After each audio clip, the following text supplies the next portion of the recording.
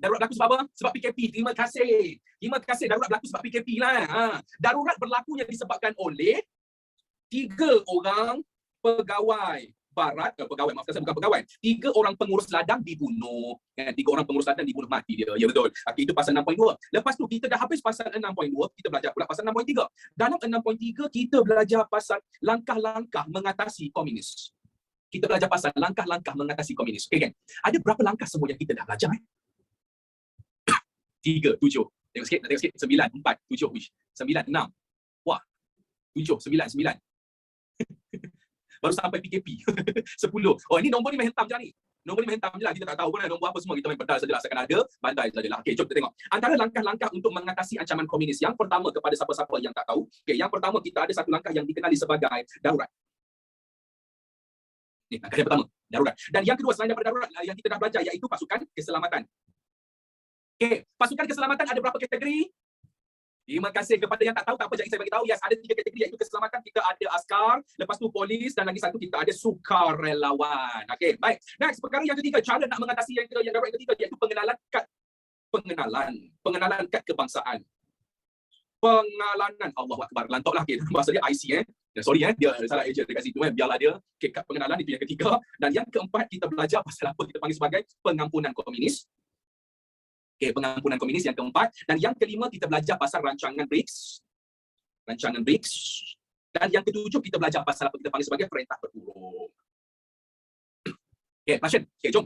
So, maksudnya kita semua ada 9 tau. Kita ada 9 langkah. Oh, yang ke-6 Okay, maafkan saya. Oh, okay, 6 Oh, ada satu lagi. Yang ke-7. Kempen. Allah, lupa pula kempen. Okay, jom. Tengok sini. Total semua ada 9. Dengar betul-betul. Total semua ada 9. Okay, yang kita dah belajar 7. Minggu lepas kita stop takat apa di kempen dengan rancangan BRICS pengampunan apa semua ni, kita stop kat sini. So ada 2 lagi cara yang kita nak belajar macam mana kerajaan nak memastikan komunis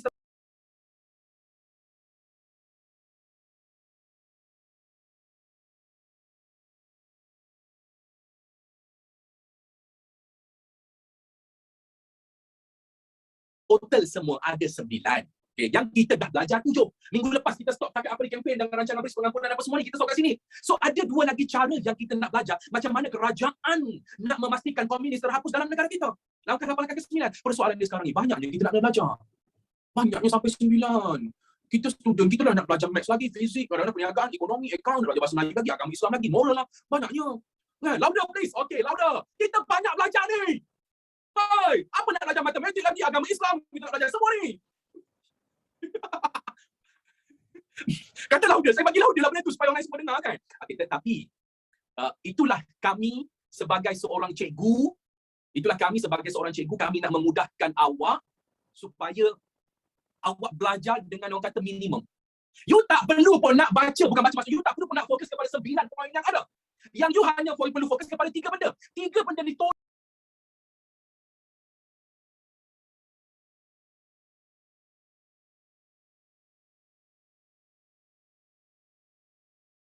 tolonglah bagi maksimum fokus dia, iaitu mengenai darurat, dan lagi satu adalah mengenai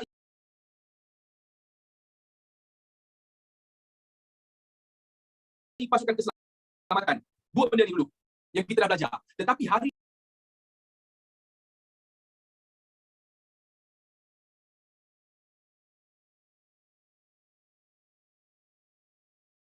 ini kita akan masuk langkah yang ke-8, langkah yang ke-9, iaitu perang saraf dan juga rundingan balik.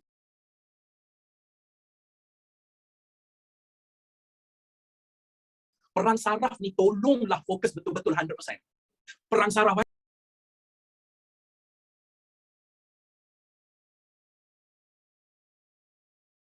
sebabnya soalan perang saraf ni sangat-sangat famous, dia boleh keluar, dia tanya, bagaimanakah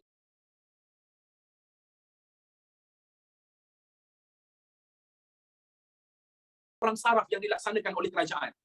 So betul-betul kita kena fokus yang itu. Itu soalan yang betul-betul ditanya, yang orang kata apa, dia seorang saja. Okey? Jadinya gang, ladies and gentlemen, untuk perang saraf mari kita borak apa dia sebenarnya ni. Perang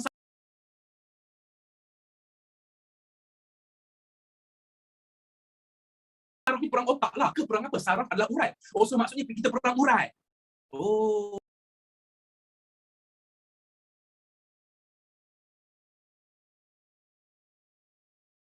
bukan macam tu. Kita buat perang-perang. Bukan, bukan. Okey. Alah, bio pula. Oh, dia masuk bio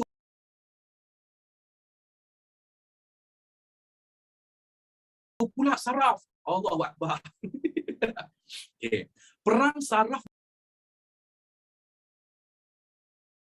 ni, ladies and gentlemen, bukanlah cara-cara untuk memutuskan urat saraf ke.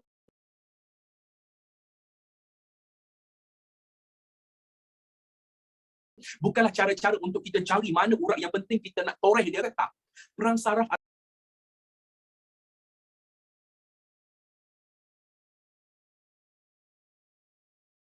adalah lebih kepada perang untuk memenangi hati. Ada satu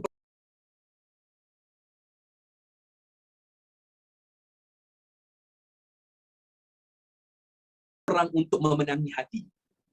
Sewaktu tahun 1950-an,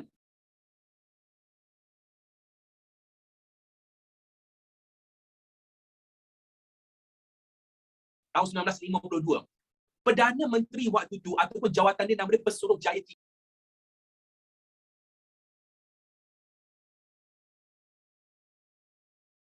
Tinggi British.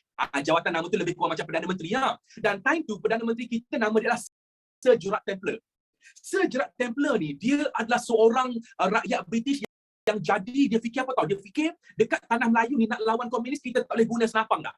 Sebab gunalah senapang, gunalah kekerasan kau macam mana sekalipun, kita susah untuk menghapuskan komunis. Sebab komunis kuat. Jadinya dia fikir salah satu cara untuk melemahkan komunis dengan melakukan perang saraf, iaitu memenangi hati rakyat supaya tak sokong komunis. Kenapa nama dia perang saraf? Sebab dia tak melibatkan senjata, dia hanya melibatkan psikologi saja. Okay. Dan dalam perang saraf ni, ladies and gentlemen, ada 6 langkah semuanya. Ada 6 langkah yang dilakukan oleh kerajaan macam mana nak memenangi hati rakyat di negara kita ni. Dan 6 langkah ni saya yakin awak boleh dapat dengan dia punya, awak boleh faham dengan sendirinya berdasarkan logik.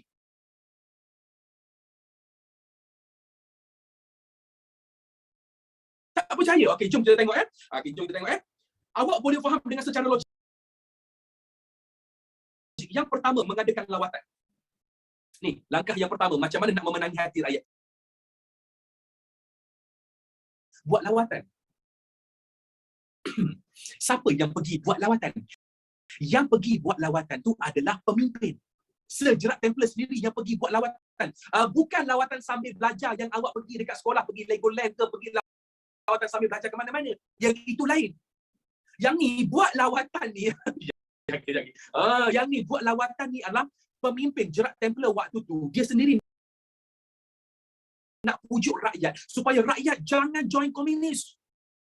So nak tak nak, Gerard Templer sendiri yang akan turun padang berjumpa dengan rakyat, tanya masalah. Tanya jumpa, Assalamualaikum penduduk-penduduk Malaysia sekalian. Takkan Gerard Templer bagi salam kan? Hai, selamat tengah hari penduduk-penduduk MC Plus sekalian. Saya nak tanyalah, apa masalah yang timbul dalam Malaysia ni yang kita boleh selesaikan. So you all bagi tahu. Internet. Okey, internet. Okey, baik. Yang kedua, banyak homework. Internet slow. Webinar tak boleh buka kamera. Okey, kita akan cuba selesaikan masalah. Asrama. Masalah daripada lelaki. Wah, okey, kita cuba. Okey, baik. Tak ada air. Tak apa, tak payah mandi. Okey, so Gerard Templer cari satu cara macam mana nak selesaikan masalah-masalah yang ada. Tak ke waktu tu rakyat fikir rasa macam, oi, baiknya British ni. Gerard Templer ni bagus je.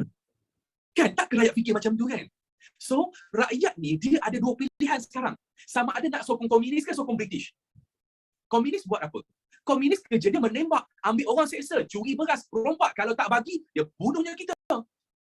So, rakyat waktu tu fikir, daripada aku sokong komunis, asyik kena tembak, kena bunuh saja, baik aku pergi sokong British. British nampak baik dia kat situ.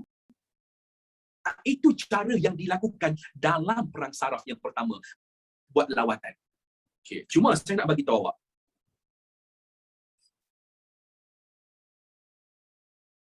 Pernah terjadi tak dalam live macam ni? Pernah terjadi dalam live awak sekarang macam ni? Tak pernah. Okay, kalau pernah terjadi, waktu bila? Dalam awak punya kehidupan. Terima kasih. Ramai yang tahu. Waktu pilihan raya. Waktu pilihan raya, saya nak bagi tahu awak. Waktu itulah awak kenal siapakah wakil rakyat. Tiba-tiba muncul lah, ni ke wakil rakyat aku? 5 tahun tak nampak ni lah dia. Tiba-tiba waktu tu jalan kat rumah awak sebenarnya berlobang. Berlobang tu kalau boleh tu dia punya saiz tu, ya Allah. Kalau masuk manusia hilang terus. Lobang dia besar sangat jalan.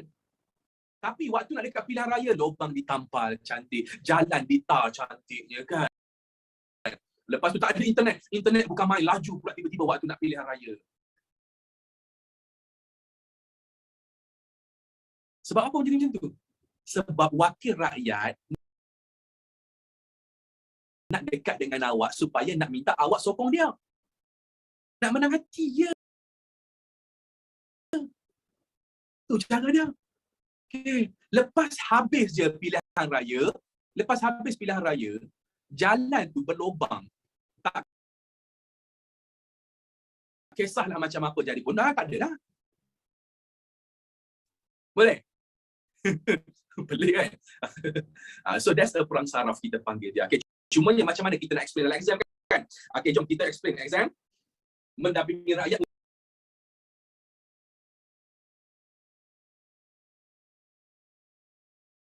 untuk mengetahui masalah. Okay, ini contoh-contoh dia. Okay, contoh ni kalau awak tak boleh, tak apa tau. Macam contoh awak tak ingat 122 lawatan, alasan nak kena hafal ke nombor ni, tak payah.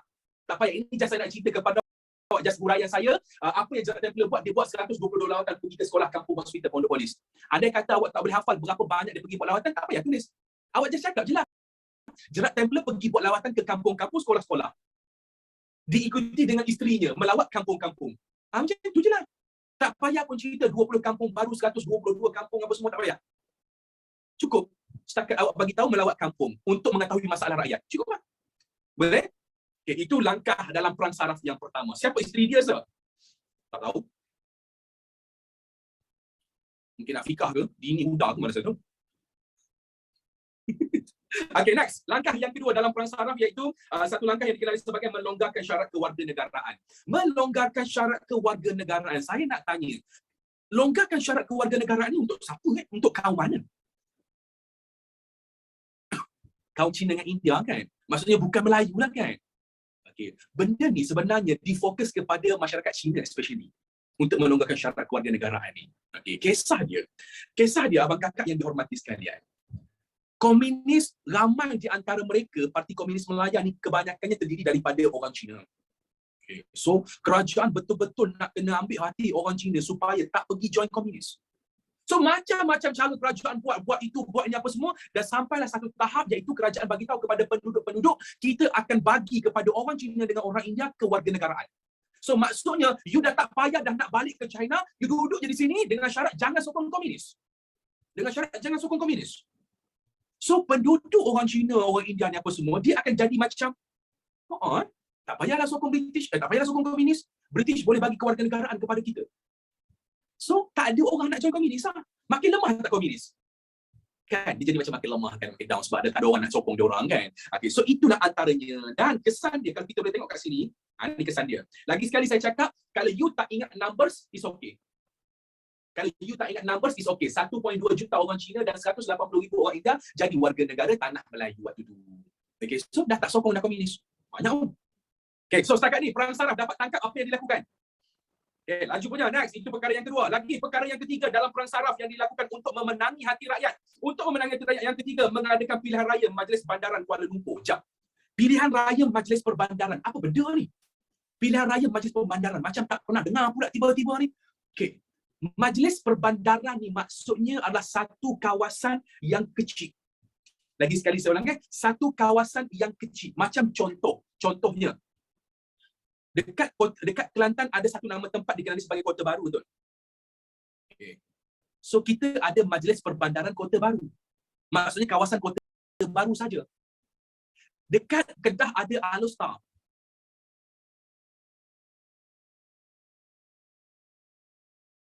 Okay, ada Alostar. So kawasan Alostar tu kita panggil sebagai Majlis Perbandaran Alostar.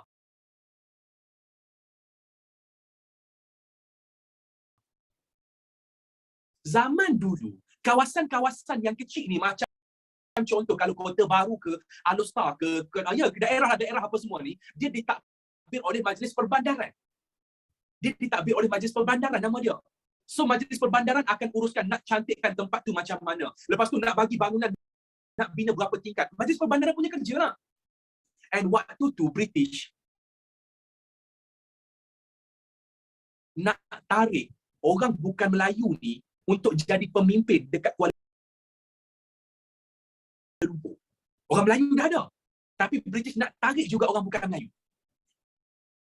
Maksudnya Majlis Perbandaran lama lah. Dia dah lama dah. Kan kita selalu dengar kan. Majlis Perbandaran Shah Alam, MBSA. Lepas tu lagi Dewan Bandaraya Kuala Lumpur, DBKL. Majlis Perbandaran Ampang Jaya, MPAJ kan. Kita selalu dengar kan. Benda ni dah lama dah.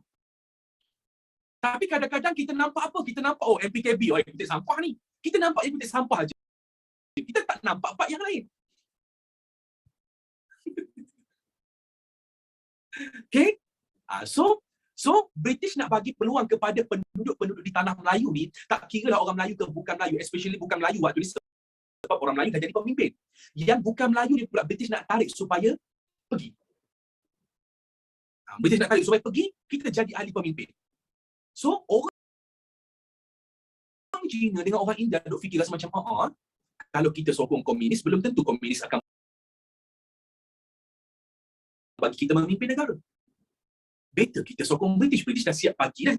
Nak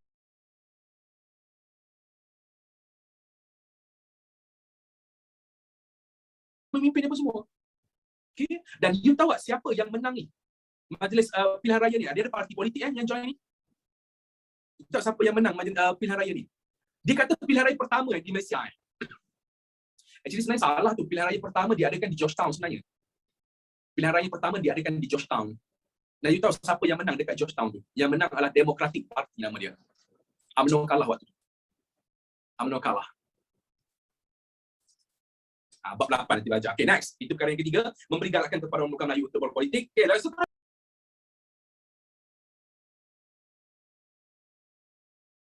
yang keempat. Dalam perang saraf juga menawarkan hadiah wang tunai. Siapa tak nak ni? Psikologi ni nak tangkap komunis. Nak tangkap komunis. Siapa-siapa yang boleh tangkap komunis, especially Chimpeng. Chimpeng ni siapa-siapa boleh tangkap hidup atau mati siap dapat duit 250,000 pun. Banyak kan? $250,000. Ya, dolar. Dolar Malaya waktu tu nama dia. Chimpeng ni siapa kan? Betul juga kan, siapa nak kena tangkap tiba-tiba nak bagi tangkap Chimpeng, siapa dia? Dia ni orang penting sangat ke? Dialah ketua komunis dekat Melaya. Dialah ketua komunis dekat tanah Melayu.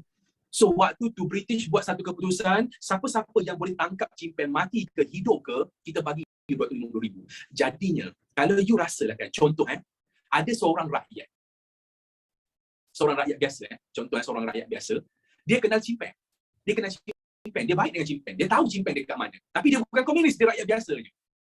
Tak ke dia jadi macam, duit ni, 250,000 ni. Tak kira macam tu kan. Kalau tangkap ni, aku ni sampai ketua boleh makan duit ni. Kan? Psikologi lah. Dia cara nak memenangi hati. You betray me. Itu ayat siapa? You betray me. Kenapa semua orang tulis sama je? You betray me. Oh, itu lagu. Oh, ya ke? You betray me, you betray me. Okay, next. Lagi. Dapat hadiah. Kalau apa lagi? Kalau memberikan maklumat tentang gerila komunis. Pasukan gerila ni siapa-siapa tak tahu, tentera komunis. Dah. Beri maklumat je pun dapat duit. Dapat ke 100 kedua tu jadi ya. Itu cara nak melemahkan dari segi perang saraf yang keempat. Dan yang kelima, ladies and gentlemen, dalam perang saraf juga memenangi kepercayaan orang asli. Yang ni paling masalah tau. Bukan masalah apa. Orang asli ni, dia membuatkan British takut tau benda ni. Orang asli, saya rasa saya pernah cerita dekat awak minggu lepas. Diorang ni antara orang yang power duduk dalam hutan, orang asli ni.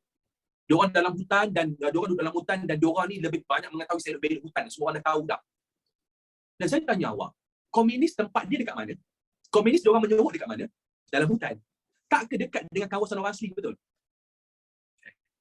Boleh jadi komunis tu dapatkan makanan-makanan ataupun ubat-ubatan daripada orang asli. Itu yang pertama. Dan yang kedua, boleh jadi komunis tu pergi pujuk orang asli supaya join mereka.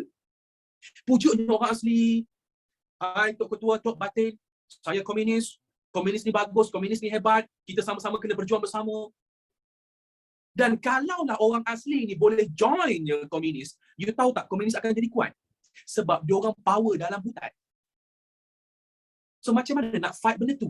Salah satu cara apa yang dilakukan oleh British adalah tangkap kepercayaan, ambil hati orang asli.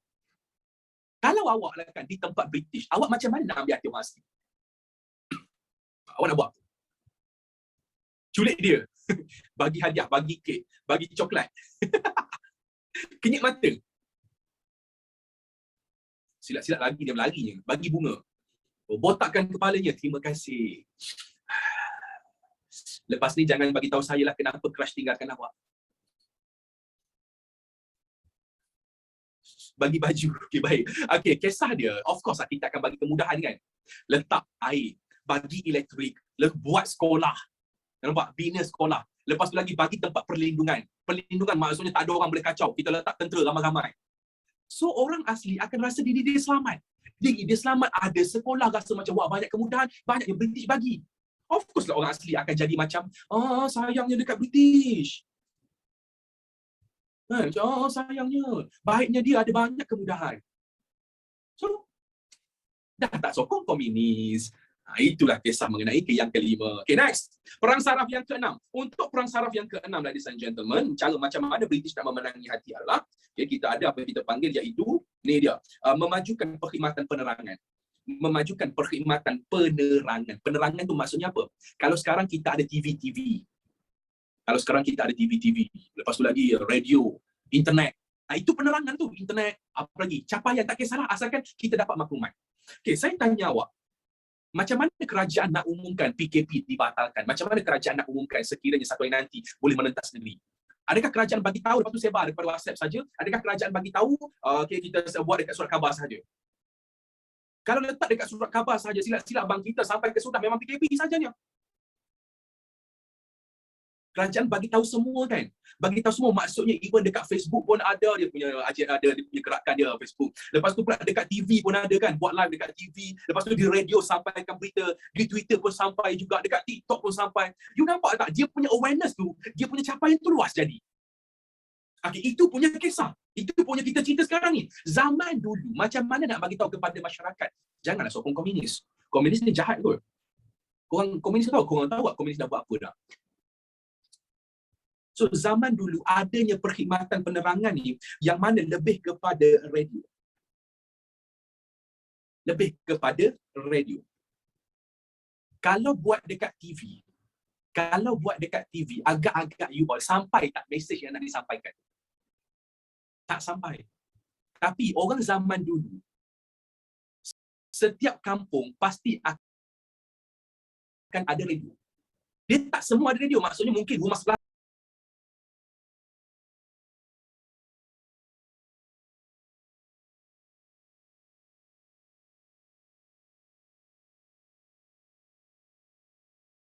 tak ada radio. Tapi saya bagi tahu setiap kampung pasti akan ada radio. So bila seorang ada radio kan, dengar je kerajaan kata komunis jahat, komunis tak baik. Benda tu boleh bersebar tak? Sebar kan? Dia cakap, "Jah, kau tahu Jah. Kita sekarang ni kan Jah, ada komunis. Komunis jahat. Kau tahu tak laki si Semah tu, dia cuba nak join komunis, kau tahu tak? Kau bagi tahu sikit dekat Semah tu kan. Jangan sampai disemakkan kampung kita dengan komunis tau. Kau pesan sikit." Si boleh spread kan? Ya, zaman dulu komunis tak suka. Komunis dan Jepun semua ni, siapa-siapa yang ada agenda teruk ni, dia orang tak suka kepada radio.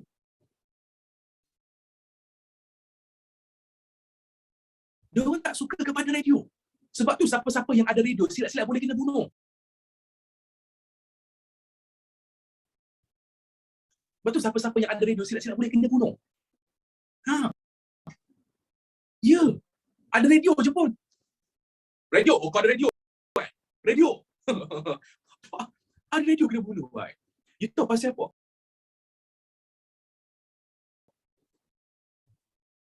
Dia orang tak nak agenda tu masuk ke dalam minda rakyat. Kan kerajaan duk cakap dekat radio, jangan sokong komunis, jangan berbaik dengan komunis. Dia orang tak nak benda tu masuk kepada dalam hati rakyat. Sebab komunis ni cuba nak memenangi hati juga. Cuma komunis tak berjaya. Ya? Sebab tu radio tak boleh ada dulu.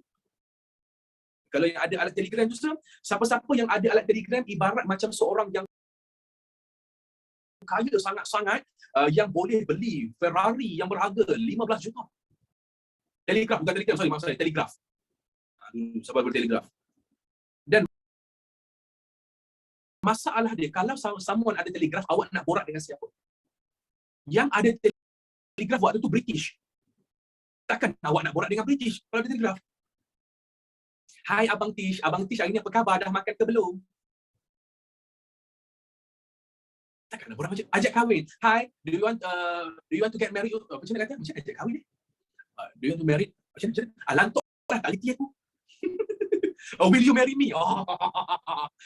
Itu cara dia sorry lah, bahasa Inggeris kan. Will you marry me? Okay. Dan yang ketujuh, dalam perang saraf yang ketujuh, memperkenalkan kawasan hitam dan putih. Kawasan hitam dan putih. Aduh, apa pula ni? Dia main warna pula ni. Apa pula dia main warna ni? Sekatan 6, sorry lah, 7, tersilap. Dia main warna. Bang, kita waktu dulu PKP, kita ada kawasan PKPB, PKPD, PKP, PKPP. Kita ada benda ni kan? Saya nak tanya awak, yang mana kawasan yang paling risiko tinggi dengan COVID?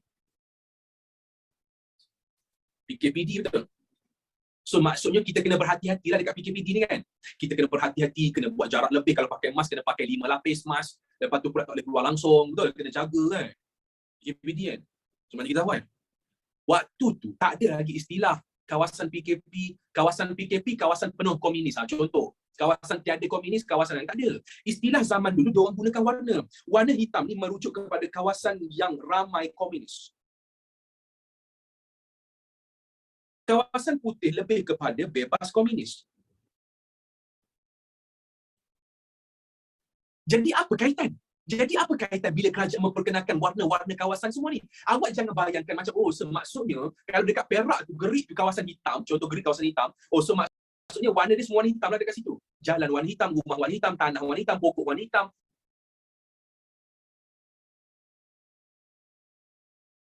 Dia jangan macam-macam tau. Jangan macam-macam tau. Itu bukan ini nama kita bagi simbol. Kita bagi simbol kepada kawasan tu kawasan hitam. Okey. Kita jangan memfitnah British. Kan kita kena memfitnah pula British. British vandalism, habis dia spray hitam. Tak ada, jangan memfitnah dia, tak baik. Walaupun dia jahat, tapi kita jangan tunjuk jahat kepada dia. Kita kena baik. Okey. Kawasan yang ramai komunis ni, ladies and gentlemen, kerajaan akan bagi fokus lebih. Contoh kawasan hitam sampai ke tahun 70 tak selesai, sampai ke tahun 70-an, tahun 80-an, sewaktu komunis masih belum menyerah kalah. By the way, komunis menyerah kalah tahun 90 tau.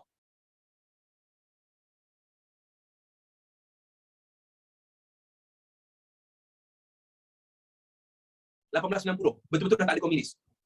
You bayangkan tahun 70, tahun 80, kawasan hitam ni masih wujud lagi. Macam contoh kita ada Taiping. Lepas tu kita ada Gerik Perak. You try tanya Syahiran. Syahiran pernah nampak benda ni. Dia dekat Taiping, Syahiran. Dia pernah nampak Syahiran lahir dekat Taiping, membesar dekat Taiping. Dia nampak sendiri dekat situ tulis kawasan hitam. Dia ada signboard. Kawasan hitam. So maksudnya kerajaan akan bagi fokus lebih kepada kawasan yang ini. Yang ni pula kerajaan buat apa?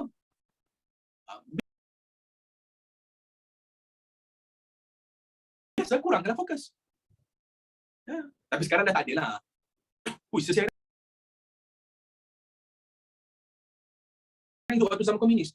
Ya, Syahriran Syakir, Fatih hidup waktu zaman Portugis.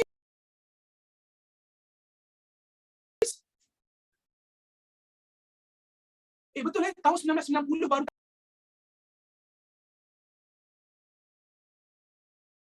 tak ada komunis tau.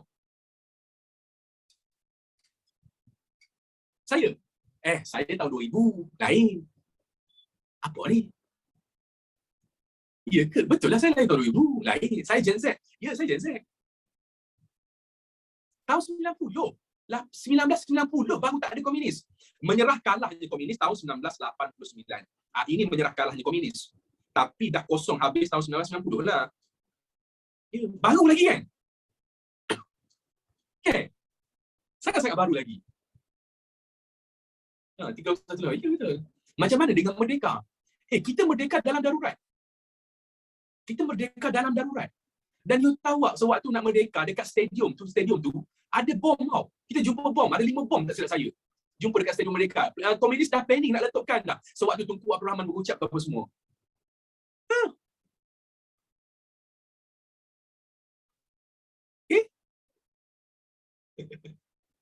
Okey, cuba lagi. Jom kita tengok macam mana kerajaan psikokomunis Macam mana kerajaan psikokomunis. You bayangkan kawasan hitam kena darurat. Maksudnya nak keluar pun susah, ada banyak kita panggil perhalangan, kena ikut law yang sangat banyak. Kawasan putih bebas ke mana-mana saja dia nak pergi. Tak ke orang jealous tengok. Orang rasa macam, dia tak boleh pergi, dia dah kawasan putih lah. Panak ni. Kan? Orang lagi tak suka komunis suka. Macam kita sekarang lah. Kita nampak orang boleh pergi Melayu. Macam contoh boleh pergi Negeri Sembilan dah masuk fasa 4 dah bebas banyak, Labuan semua dah bebas banyak, akan berpergi Langkawi. Tak ke kita jadi macam alah, kan kita macam alah kenapa boleh aku tak boleh kan, jealous kan, dan kita jadi sakit hati betul macam alah COVID ni alah macam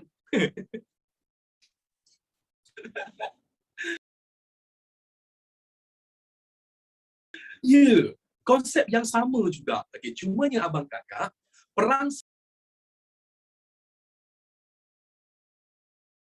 saraf ada 7 semuanya.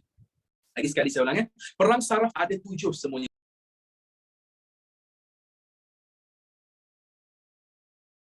Tapi ingat, dalam sejarah dia tak perlu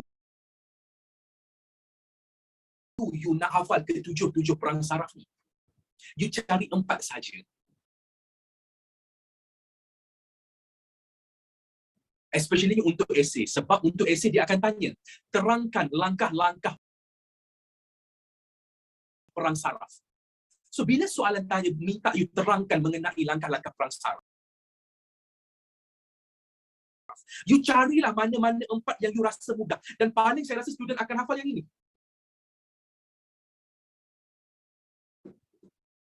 Paling simple, kawasan hitam, kawasan putih. Kan? Betul? Apa tu kan? Okay, lepas tu pula.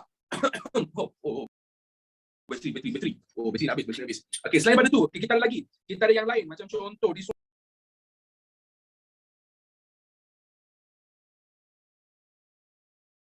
one. Agak-agak you carilah yang mana you nak hafal sendiri.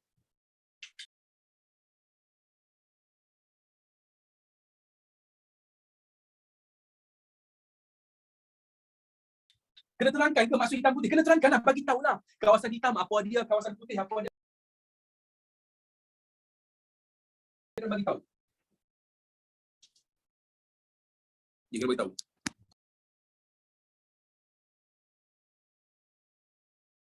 Okay? Tapi mudah je. Kawasan hitam, kawasan yang banyak komunis.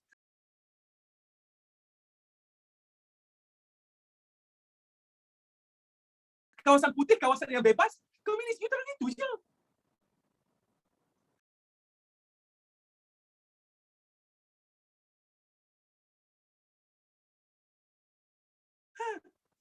Okay?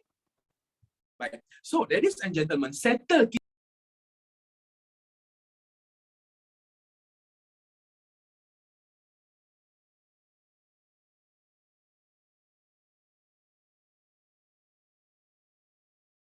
kita pasal perang saraf, jadinya saya nak masuk balik kepada perkara yang soalan-soalan exam.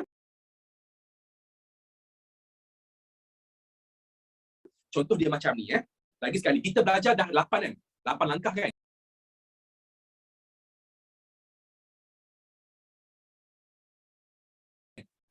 Okay. Terangkan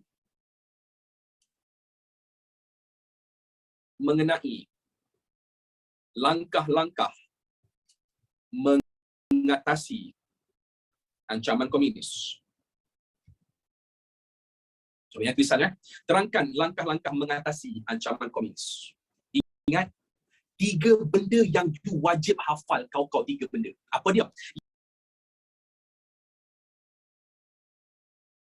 Yang pertama, tolonglah darurat. Tolonglah undang-undang darurat ni. Dan yang kedua, tolonglah pasukan keselamatan. Dan yang ketiga, tolonglah cerita pasal perang saraf.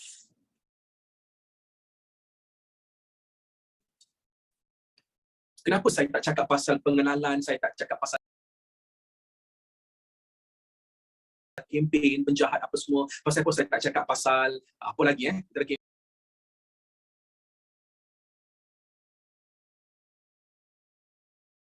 kempen itu apa semua. Yang lain-lain kenapa saya tak cakap?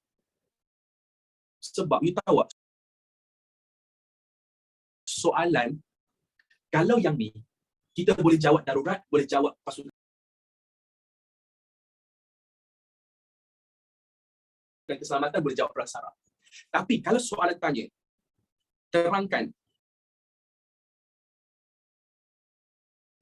undang-undang darurat.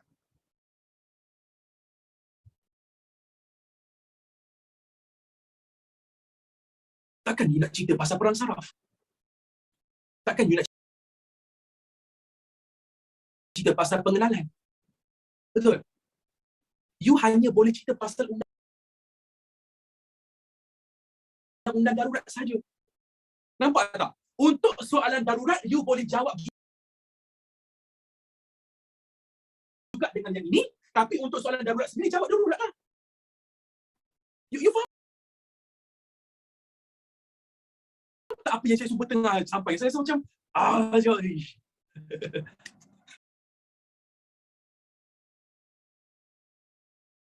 sebab macam tak ada komen kan? Tak ada komen, macam fokus, 2 in 1. Okay. Tengok lagi, ni, yang kita borak tadi ni.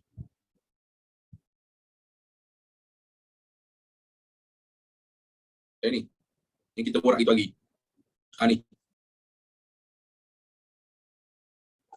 Terangkan mengenai undang-undang darurat. Takkan nak jawab BRICS. Takkan nak jawab pasal kad pengenalan. Kan? Takkan kita nak jawab pasal benda-benda lain lagi. Contoh, takkan kita nak jawab pasal taruhan pengampunan. Tapi kalau soalan tanya,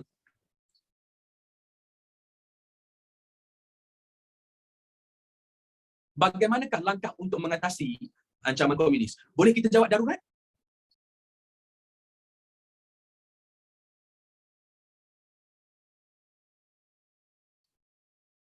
Boleh. Very good, boleh. Tapi kalau soalan tanya,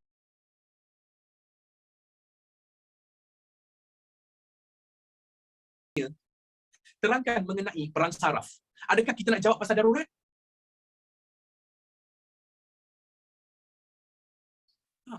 Sebab tu saya cakap, 3 benda ni, tolong fokus lebih.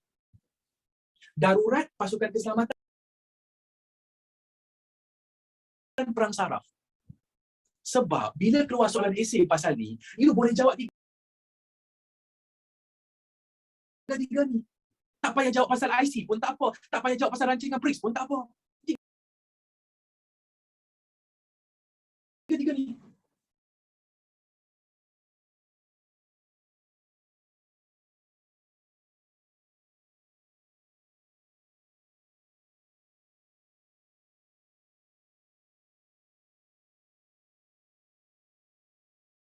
Okay, clear? Kalau nak langkah memang kena 3 ke sir? Sebenarnya kalau you jawab 1 pun boleh.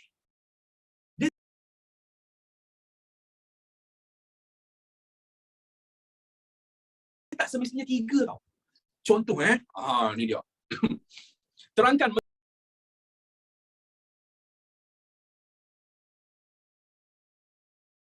mengenai langkah-langkah mengatasi ancaman komunis. 8 markah.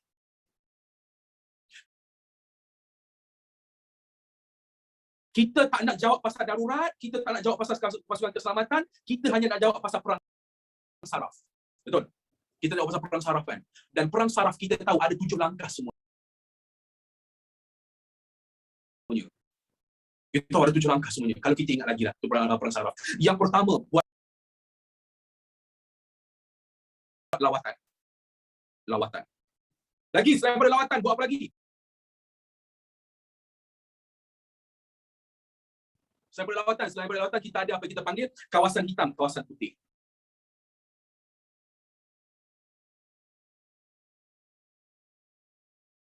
Okay, yang ketiga, longgarkan kewarganegaraan.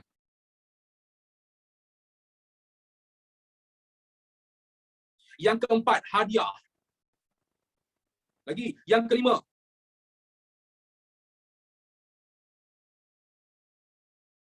ganjaran wang tunai. Yang keenam, orang asli.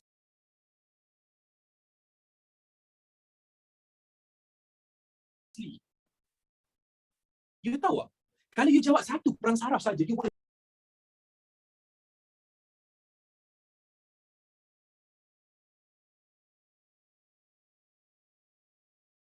betul.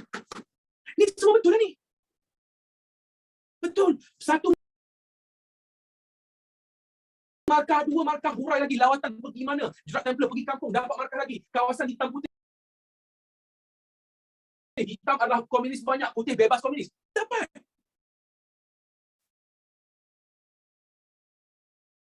KSSM, dia punya silibus memang detail. Dia punya silibus detail habis-habisan kau punya detail. Tapi jawab exam mudah.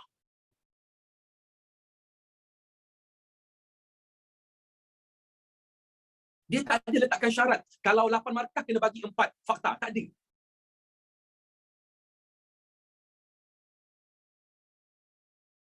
Dia tak ada macam tu. Hadiah tu wang tunai lah kan, sir?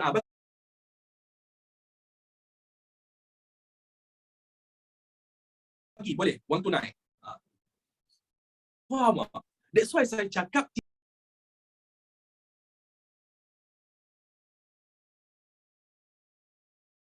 tiga benda tu. Jangan pernah tinggalkan. 3 benda tu je. Okay?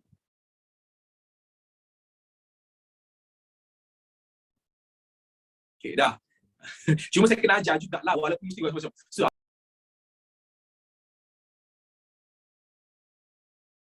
habis tu kalau 3 langkah, kenapa ajar juga yang lain? Saya kena ajar yang lain sebabnya kod-kod tiba-tiba keluar ada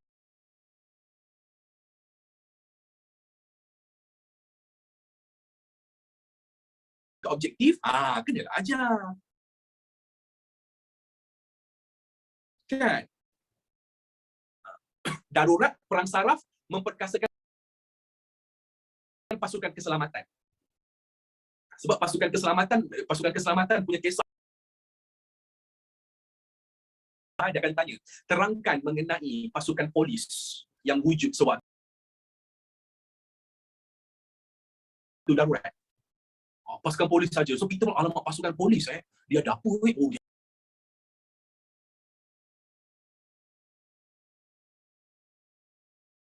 ada apa polis? Special constable. Dia ada AP, dia ada polis hutan.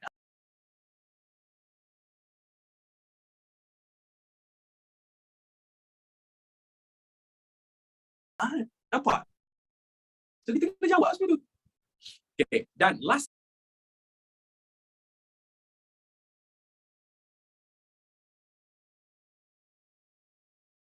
sekali, langkah-langkah yang terakhir untuk mengatasi ancaman komunis adalah dengan melakukan rundingan balik. Rundingan balik ni saya nak bagi awak clear, bukannya ambil barang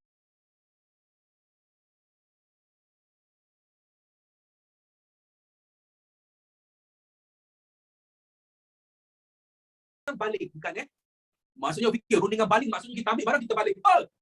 Ya,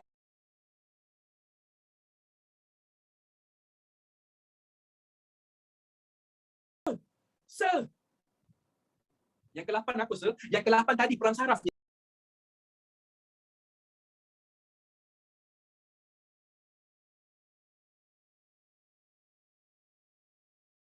Jadi ke-9, Nuninggal Baling. Baling ni nama tempat dekat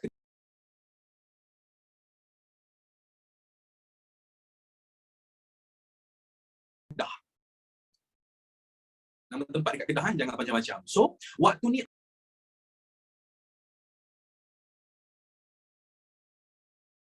adanya rundingan perbincangan antara siapa? Antara kerajaan negara kita dan juga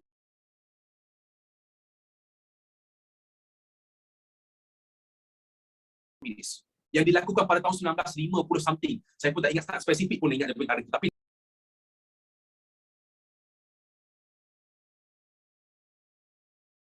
50 something lah. 55. Thank you so much Husna Alisha. Tahun 1955. Dan waktu tu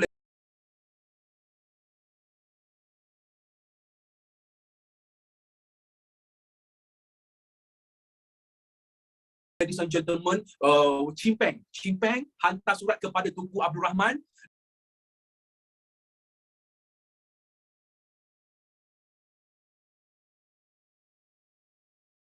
nak berbincang, nak selesaikan isu antara komunis dan kerajaan. Dan time tu, Tunku Abdul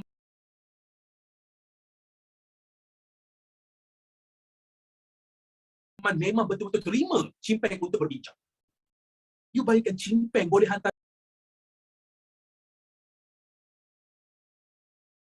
surat nak berbincang, sedangkan waktu tu Chimpeng ni dikendaki dan Chimpeng ni memang orang nak tangkap dia. Tapi macam mana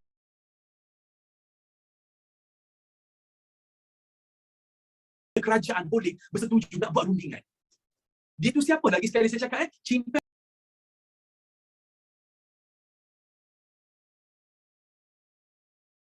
adalah ketua komunis.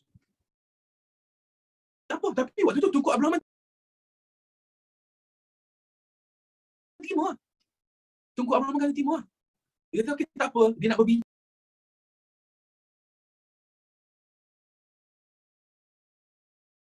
elok-elok, so kita layan elok-elok. Dan satu sekolah dipilih, iaitu Sekolah Kebangsaan Baling.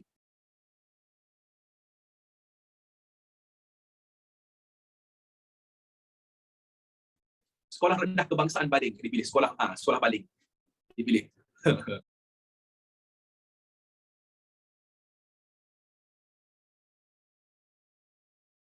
Okay, awak tahu tak? Sebelum perbincangan, pihak komunis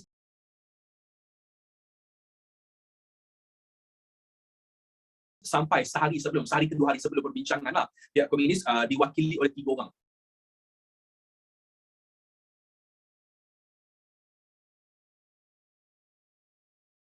Pihak komunis diwakili oleh 3 orang, iaitu Chimpeng, Chin Tian dengan Rashid Maidin.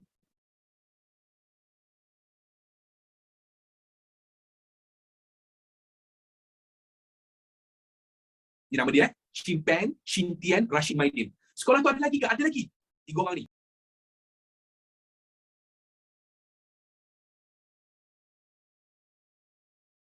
Dan wakil daripada kerajaan kita, Tunku Abdul Rahman Tan Cheng Lock.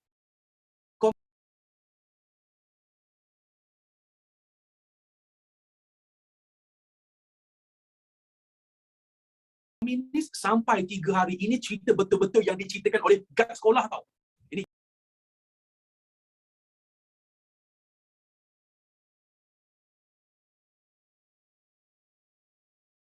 guard sekolah yang jaga sekolah tu waktu tu dia jadi pengawal. Awak tahu tak? Kerajaan kita betul-betul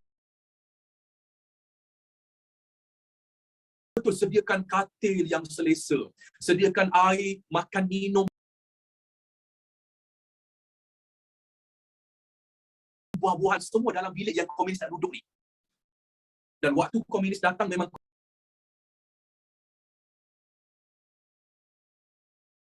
komunis tidur dalam bilik tu.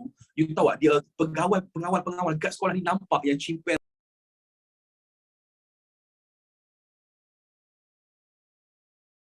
Rashid Maidin semua dia cari. Kok ada something yang pelik ke, ada senapang ke, ada pistol, dia cari.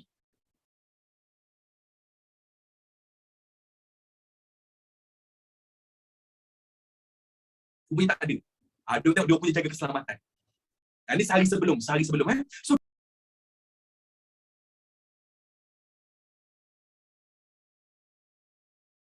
dia tengok, dia siasat satu persatu lah. Okay? Dan makanan yang disediakan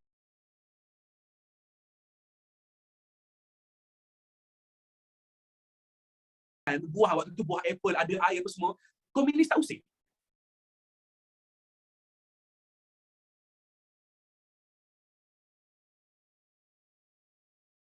Komunis tak usik pun, dia tak makan pun. Dia hanya tidur saja.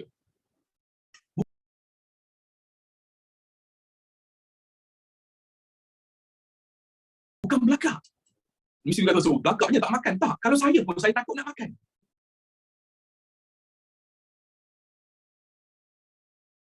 Musuh kot. Kan tiba-tiba letak racun, mati saja kan.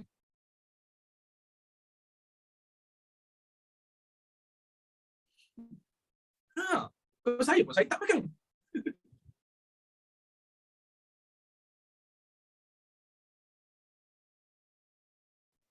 So, jadinya, itu sehari sebelum lah. Jadinya, tibalah waktu perbincangan, jom kita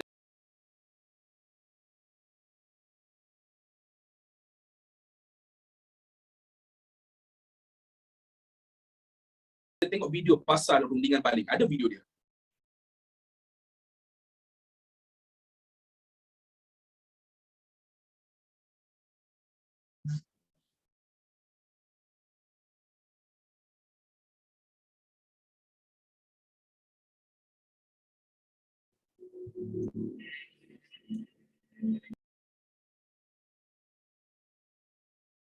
Tunku Abdul Rahman. Ini real lah waktu tu tahun 1995 ni.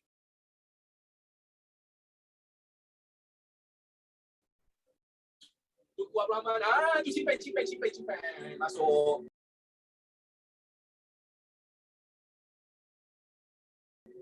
Simpan tak? Hai, Assalamualaikum. Saya bagi salam, Mai.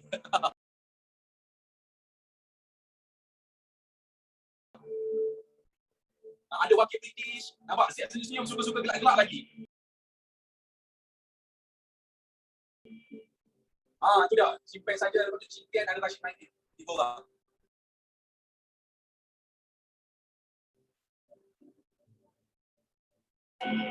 Ini keadaan dekat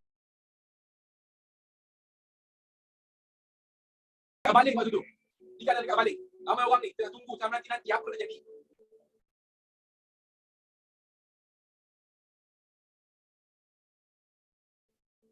Nanti ni.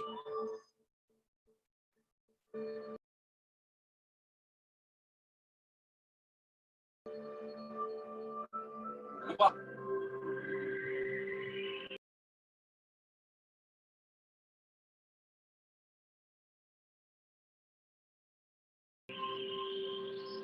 Fatih.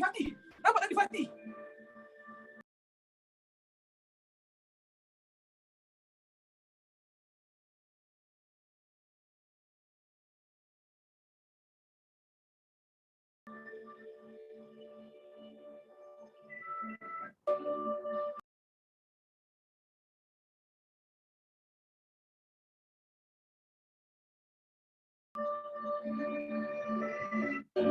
Tempat tidur. Siap ada air nampak tu.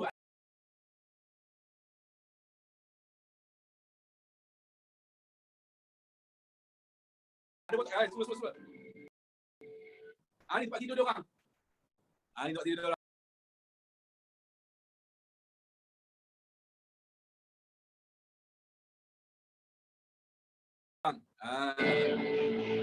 Siap ada air, siap ada makanan di semua ni.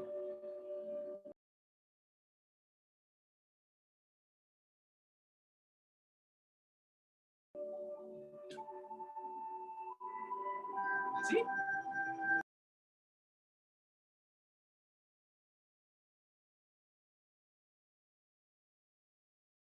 Cerah sangat sir. Saya memang cerah, kulit saya memang macam tu. Okay.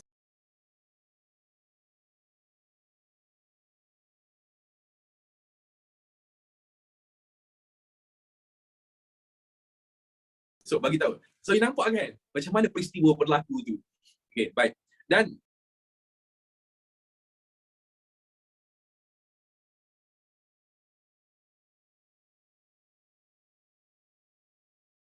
persoalan dia, apa yang diorang bincang?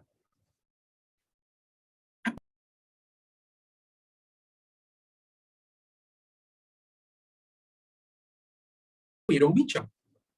Kan? Tak ada aircon ke sir? Tak ada lagi waktu tu. Apa yang bincang kan?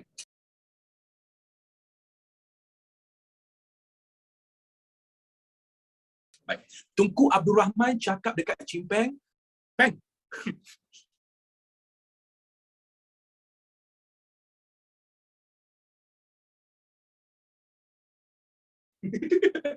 Peng, menyerah diri lah.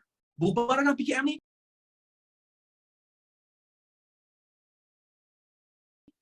Tak payahlah ada PKM. Serah diri saja. Tak apa. Kita tak tangkap. Kita berbaik, relax saja. Serah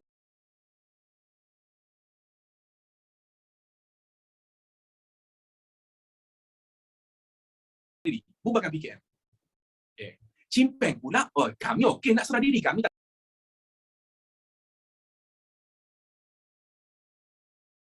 ada masalah. Kami terima je nak menyerah diri. Tapi dengan syarat kerajaan kena sahkan PKM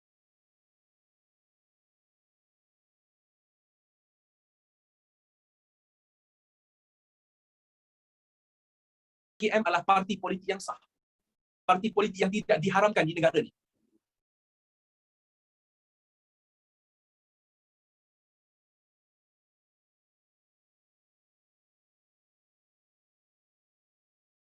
Chimpeng.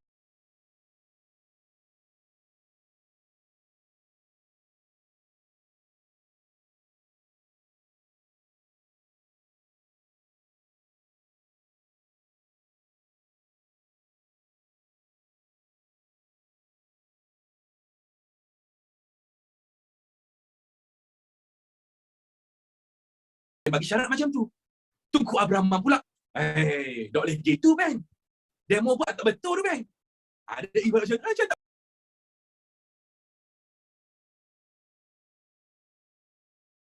boleh, kan? Chimpeng pula jadi macam, hayo lah. Tak boleh lah. Kalau tak ada boleh, kita pun tak ada bubar.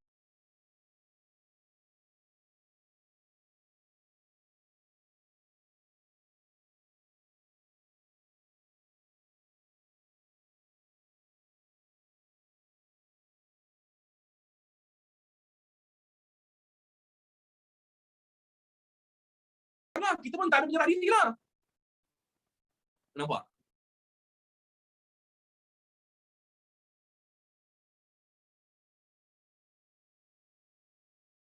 So, last kali apa jadi? Agak-agak ada kata putus tak?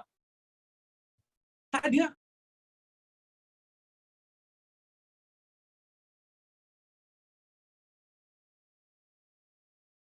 Itu maksudnya rundingan baling tu gagal.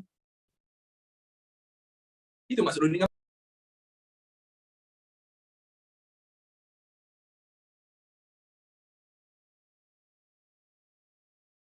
baling tu gagal. Okay? Okay. Dan ada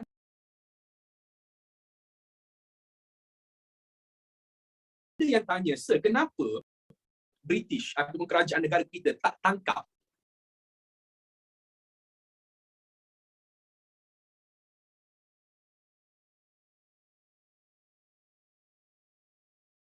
Chimpeng, Rashid Maidin dan Chin Tian sewaktu telah datang tu, kan? Kan waktu tu kan macam bebas, kan? Pasal apa tak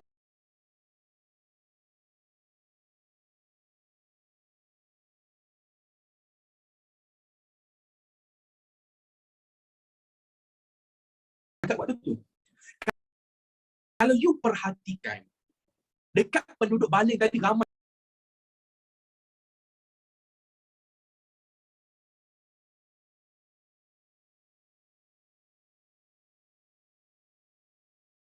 yang menanti-nanti betul. Kita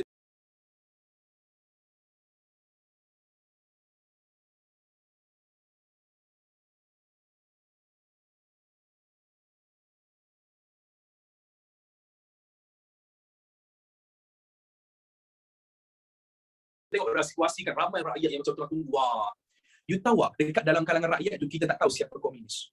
Silap-silap bila ada komunis, dia boleh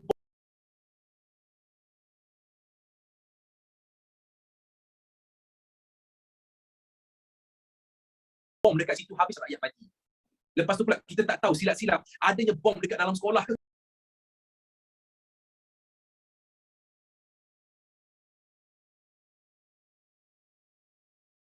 kita tak tahu. Kalau dibunuhnya, ditangkapnya Chimpan Rashid Maidin yang cinta apa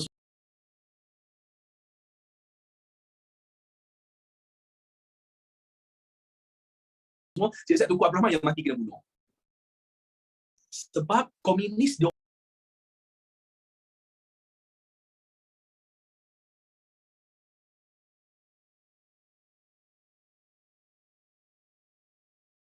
orang punya tentera ni, diorang licik. Dan Baling tu lah kawasan panas,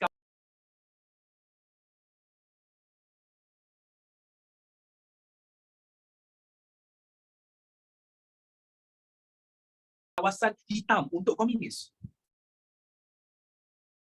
Okay. Faham kenapa kita tak tangkap bunuh je? Silap habis, meninggal semua orang.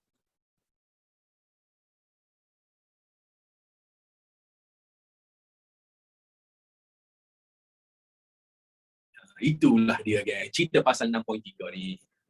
Okay? Any question?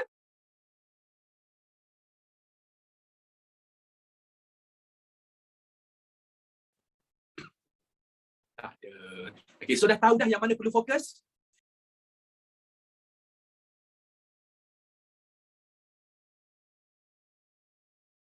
Minggu depan saya nak pergi laju Minggu depan saya nak habiskan 6.4 terus laju punya betul.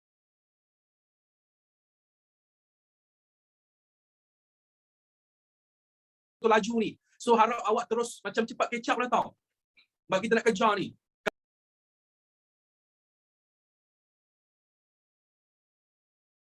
Kalau boleh nak masuk bab 7 dengan bab 8. Bab 7 paling penting. Bab 9, 10 dia dah biasa-biasa saja.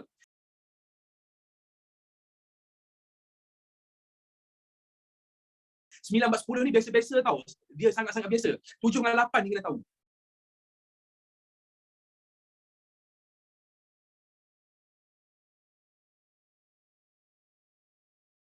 Okay? Baik. So, that's all. Saya rasa dah tak ada lagi. Yes. Oh.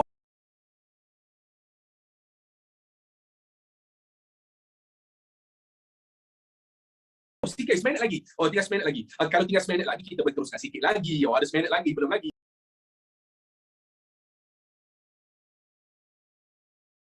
Belum habis lagi. Baik. Minggu depan, antara perkara yang kita borak, yang kita akan bincangkan mengenai kesan-kesan zaman darurat kepada negara kita. Okay. Untuk kesan zaman darurat, dia ada 3 level tau. Dia ada 3 level. Maksudnya dia ada kita borak pasal politik, dia ada borak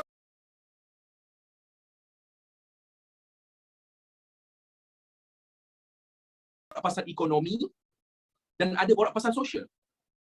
Dan dalam politik ni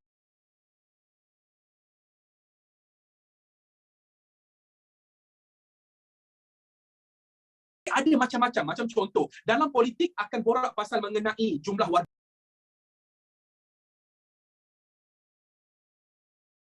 negara. Ni dia. Okey, akan cerita mengenai jumlah warga negara. Lepas tu pula dalam politik cerita pasal penubuhan parti MCA. Okey, dan dari segi politik juga cerita pasal proses mencepatkan kemerdekaan.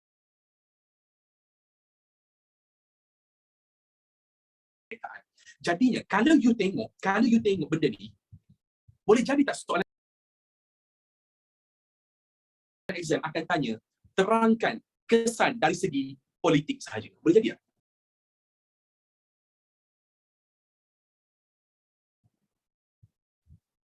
Terangkan kesan dari segi sosial sahaja.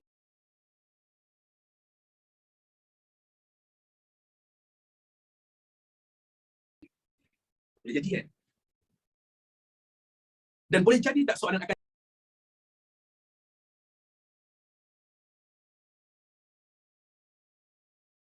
tanya, terangkan kesan zaman darurat. Dia tanya tu je.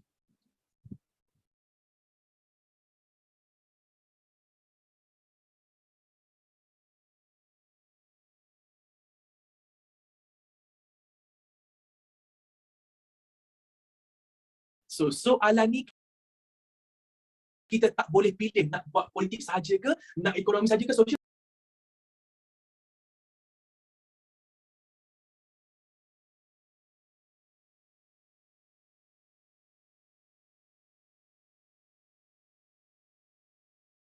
tak boleh. Kita kena ambil semua. Tapi kalau you faham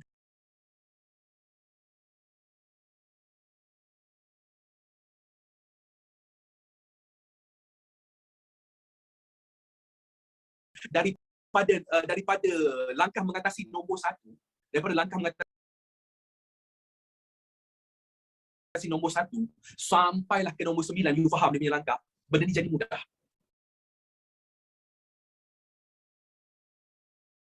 Contoh, peningkatan jumlah warga negara. You ingat tadi berapa nombor warga